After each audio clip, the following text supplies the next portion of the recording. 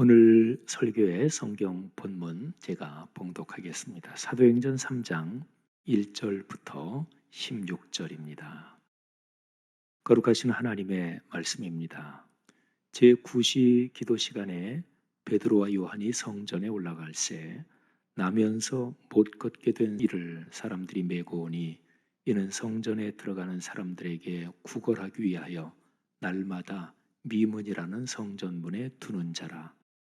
그가 베드로와 요한이 성전에 들어가려 함을 보고 구걸하거늘 베드로가 요한과 더불어 주목하여 이르되 우리를 보라 하니 그가 그들에게서 무엇을 얻을까 하여 바라보거늘 베드로가 이르되 은과 금은 내게 없거니와 내게 있는 이것을 내게 주노니 나사렛 예수 그리스도의 이름으로 일어나 걸으라 하고 오른손을 잡아 일으키니 발과 발목이 곧 힘을 얻고 뛰어서서 걸으며 그들과 함께 성전으로 들어가면서 걷기도 하고 뛰기도 하며 하나님을 찬송하니 모든 백성이 그 걷는 것과 하나님을 찬송함을 보고 그가 본래 성전 미문에 앉아 구걸하던 사람인 줄 알고 그에게 일어난 일로 인하여 심히 놀랍게 여기며 놀라니라.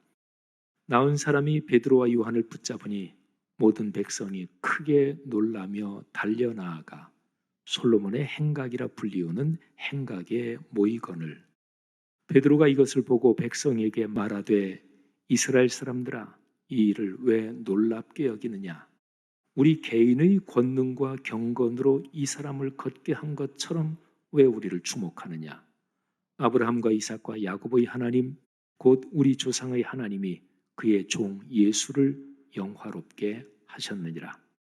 너희가 그를 넘겨주고 빌라도가 놓아주기로 결의한 것을 너희가 그 앞에서 거부하였으니 너희가 거룩하고 의로운 일을 거부하고 도리어 살인한 사람을 놓아주기를 구하여 생명의 주를 죽였도다. 그러나 하나님이 죽은 자 가운데서 그를 살리셨으니 우리가 이 일의 증인이라.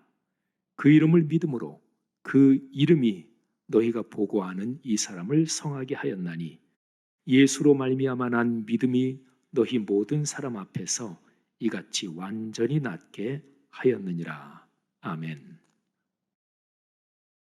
여행할 때 지나거나 들르는 곳에 모든 것이 다 보이지는 않습니다.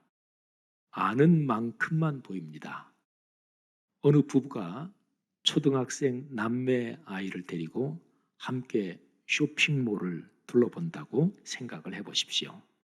남편 눈에 들어오는 게 다르고 아내 눈에 들어오는 게 다릅니다. 또 여자아이와 남자아이 그 둘도 각각 다를 것입니다. 사람은 자신이 아는 만큼 보고 자신이 관심 있는 것만 봅니다. 세상이 어지럽고 악한 것이 많다고 한탄하고 불평하는 사람은 그런 것이 주로 눈에 들어오기 때문에 그러는 겁니다. 사랑에 빠진 사람은 세상이 온통 아름답습니다. 지금 눈에 들어오는 모든 것이 사랑의 감성에 연결되어 그래서 모든 것이 사랑스러운 것이지요. 내가 주목해서 보는 그것이 내 삶입니다. 한번 생각해 보십시오. 여러분은 무엇을 주목하며 사십니까? 무엇을 주목할지 결정하는 것은 자신에게 달려 있습니다. 물론 주변 환경, 문화, 인간관계 이런 것에 영향을 받긴 하지만 아무튼 최종 결정은 자기의 권한이고 또 책임도 자기가 져야 하는 거죠. 무엇을 주목하게 되면 주목하는 그것이 내 삶에 개입하고 영향을 끼칩니다. 그래서 내 삶은 내가 주목하는 그것과 더불어 살아가는 것이지요. 휴대폰을 바꾼 지 일주일 정도 되는 사람은 이리저리 씨름하면서 새 휴대폰의 기능과 사용법에 주목하고 있겠지요. 또 최근에 손주를 본 사람은 온통 손주가 머리에 가득하고 손주를 주목하면서 행복하실 겁니다. 중요한 시험이나 승진 또는 거래나 계약을 앞두고 있으면 거기에 신경 쓰고 주목하는 것이 마땅합니다. 그래야 실패하지 않겠죠. 사랑에 빠진 사람이야 더 말할 것도 없습니다. 눈에 콩깍지가 씌어서 다른 것은 보이지도 않습니다. 내 삶의 큰 방향을 정하는 일을 앞두고 있으면 깊이 기도하면서 거기에 주목해야 마땅합니다. 사도행전 3장에 주목하는 사람들 이야기가 나옵니다. 자, 어느 날 베드로와 요한이 미문을 통해 아름다운 문이라고 이름 붙여진 그 문을 통해 성전 구역으로 들어가고 있었습니다. 미문 옆에는 날 때부터 걷지 못하는 장애인이 사람들에게 구걸하며 날마다 거기 앉아 있었습니다. 나이가 40쯤 되는 그 장애인이 베드로와 요한에게 구걸합니다. 그때 베드로와 요한이 그 사람을 주목하여 바라봅니다. 사도행전 3장 4절 말씀을 보십시오. 베드로가 요한과 더불어 주목하여 이르되 우리를 보라 하니. 베드로와 요한이 그 장애인을 주목했습니다. 주목한다는 헬라어가 아테니조라고 발음합니다. 이 헬라어 단어는 굉장히 집중해서 무엇을 깊이 바라본다는 뜻입니다. 베드로와 요한이 그 장애인을 그날 처음 보지는 않았을 것입니다. 그는 날마다 미문 곁에서 구걸했습니다. 베드로와 요한이 미문을 통해서 성전 구역을 드나든 것이 한두 번이 아니었습니다. 그러나 주목해서 그 사람을 바라본 적이 없었습니다. 지나가면서 참 불쌍한 사람 있네. 아유, 안 됐다. 얼핏 그런 생각을 하고 얼핏 본 적은 있었겠지요. 그런데 주목해서 그 사람을 바라본 적이 없었습니다. 그런데 그날 베드로와 요한이 그 장애인을 그냥 지나치지 않았습니다. 성령님께서 두 사도에게 감동을 주셨을 것입니다. 베드로와 요한은 주님의 거룩한 영에 이끌려 그 사람을 바라보았습니다.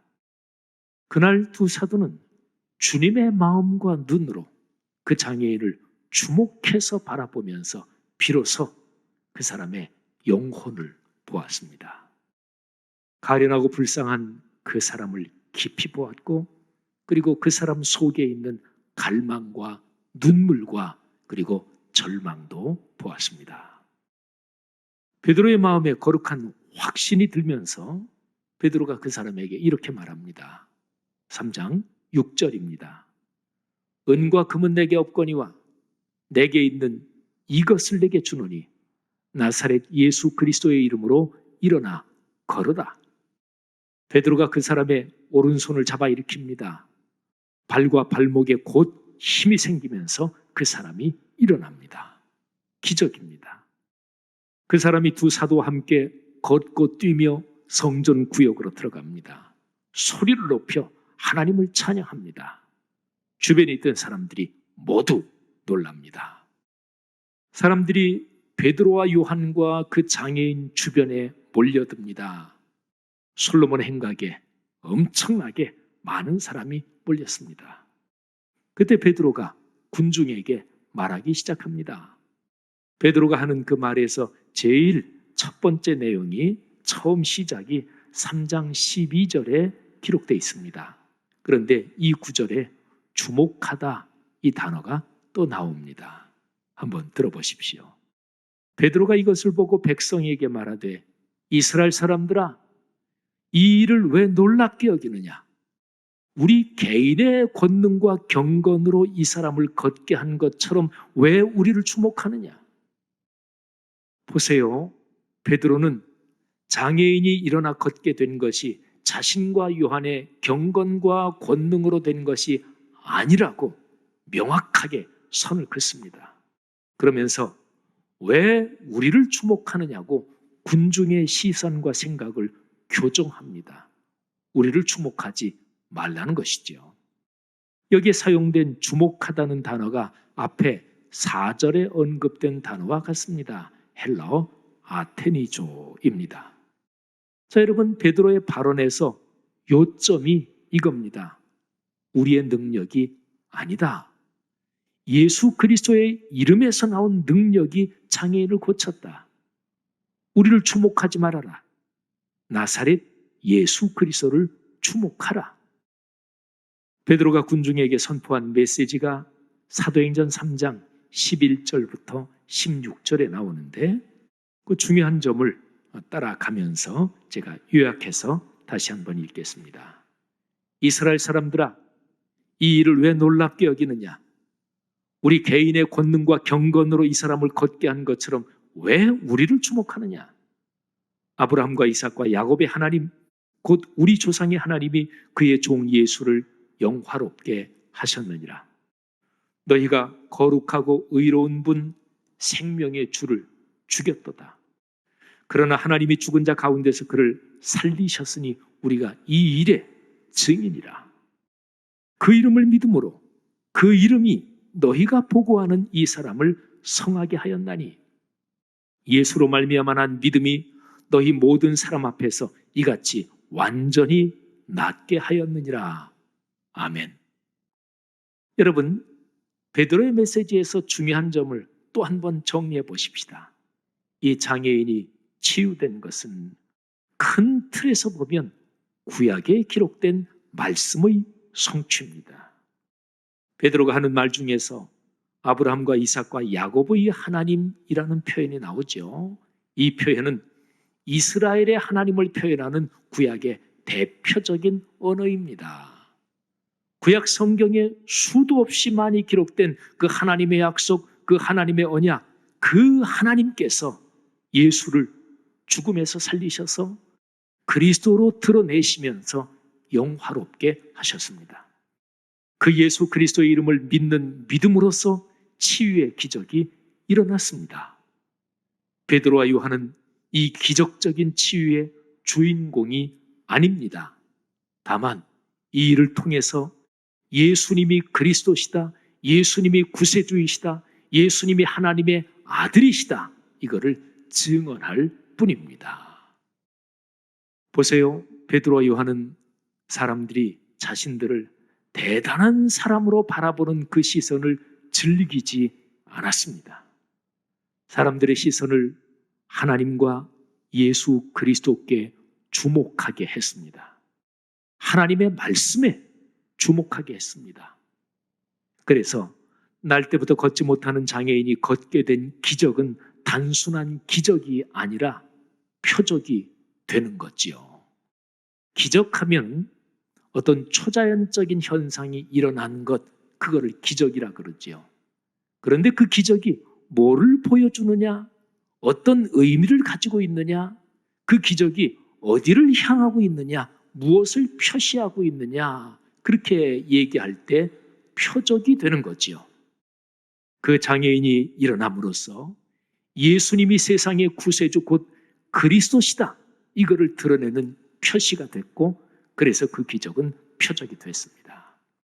여러분, 베드로와 요한의 지금 모습이 예수님께서 말씀하신 사도행전 1장 8절에 얼마나 정확하게 멋지게 어울리는지 한번 보십시오. 사도행전 1장 8절입니다. 오직 성령이 너희에게 임하시면 너희가 권능을 받고 예루살렘과 온 유대와 사마리아와 땅 끝까지 이르러 내 증인이 되리라 하시니라. 아멘. 여러분, 증인이 누굽니까? 증인은 자신을 자랑하지 않습니다. 자신을 드러내지 않습니다. 증인은 어떤 다른 대상을 증언하는 사람, 그분을 드러내는 사람이 증인이지요.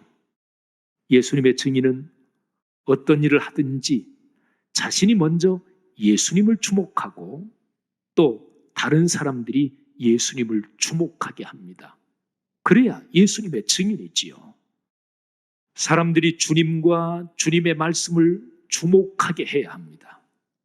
교회의 지도자들이 마땅히 해야 할 일입니다. 목회자, 선교사, 신학자, 장로님과 권사님과 집사님들, 각종 기독교 사역의 지도자들이 이 점을 결코 잊지 말아야 합니다. 사람에게는 인정받으려는 본능이 있습니다. 누구나 그렇습니다. 늘 자신을 성찰하지 않으면 자신에게 주목하는 사람들의 시선을 즐기게 됩니다. 위험한 일이죠. 이런 일이 계속되면 이제는 의도적으로 자기가 그렇게 만듭니다. 더 나중에 가면 자신이 주목받는 것을 당연하게 생각하고 자신의 권리라고 생각합니다. 이 정도면 이미 상당히 망가지고 타락한 상황입니다. 여러분, 오늘날 우리 교회 또는 우리 사회 전체 상황을 보면 얼마나 많은 기독교의 사역자들이 사람들이 주목하는 시선 때문에 망가지는지 모릅니다.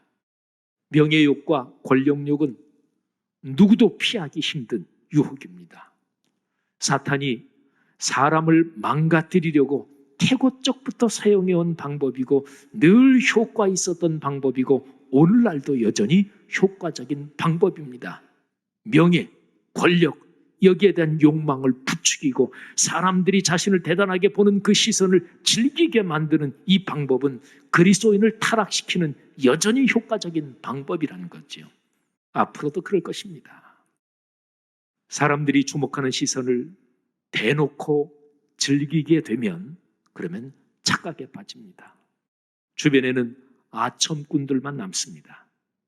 자신이 아주 당연하게 주목받고 존경받을 사람이라고 확신합니다. 그러면서 상식을 벗어납니다. 상식적인 차원에서 생각하면 말도 안 되는 비윤리적인 일도 저지릅니다.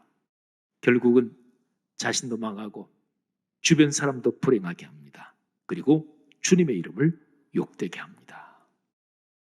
사랑하시는 여러분, 우리가 그리스도인이 주목해야 할 대상이 둘입니다. 하나는 베드로와 요한이 그랬던 것처럼 구원받을 사람들을 주목해야 합니다. 주님께서 복음을 전해라, 사랑을 실천해라 이렇게 명령하신 대상, 세상의 모든 사람을 주님의 마음과 주님의 눈으로 주목해야 합니다. 내 이웃을, 타인을 하늘아버지의 마음과 하늘아버지의 심정으로 주목하는 것이 그리스도인에게 마땅합니다.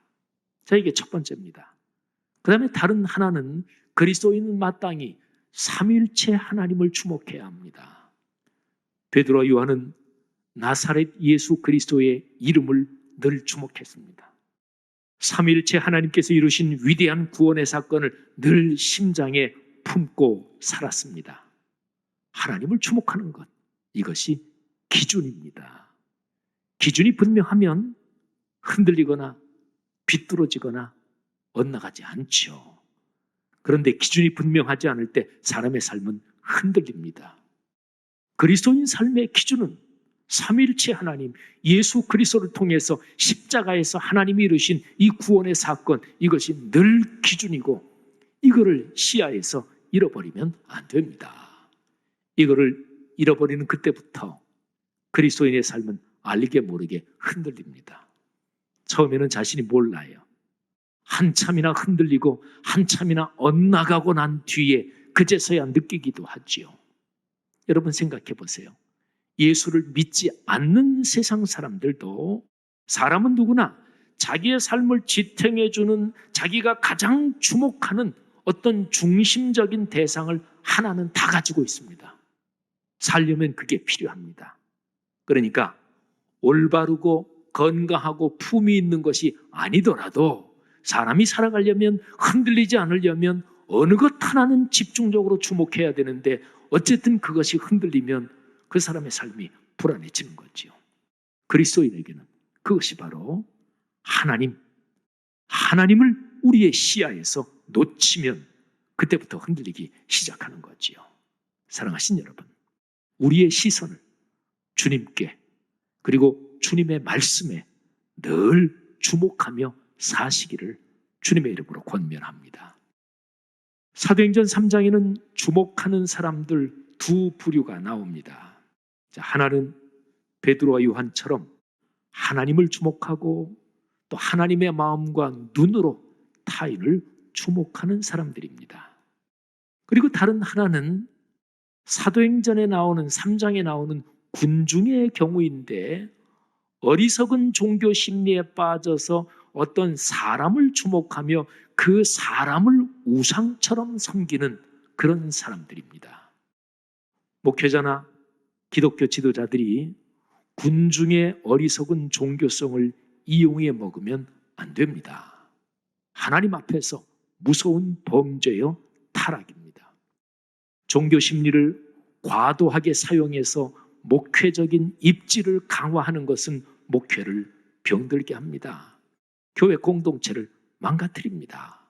그리고 목회자 자신이나 성도들 모두가 불행한 쪽으로 가게 됩니다.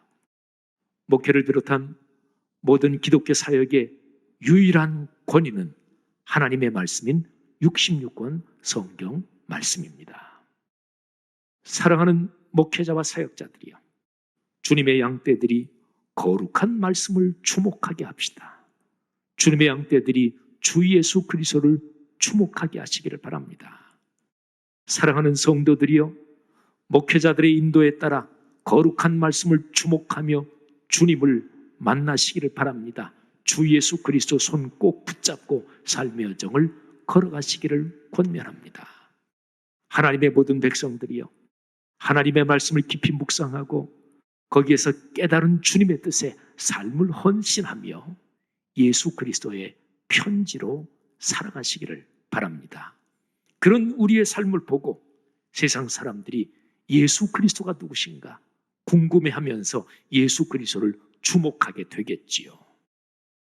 예수 그리스도를 사랑하며 그를 주목하고 사는 사람들, 그리고 주님의 마음과 눈으로 이웃을 주목하고 사는 사람들에게 주님께서 가정 가문 대대로 큰 복을 내리실 것을 믿으시기를 바랍니다. 그런 사람들, 그런 가정, 그런 가문을 하늘아버지께서 주목하시면서 그 가정 가문을 보호하시고 축복하십니다. 사랑하는 성도 여러분, 쉽지 않은 시기를 걸어가고 있는 요즘 다시 한번 우리의 신앙의 자세를 주님을 주목하고 주님의 말씀을 주목하고 그리고 주님의 마음과 심정으로 이웃을 주목하며 살아가시기를 주의 이름으로 축원합니다.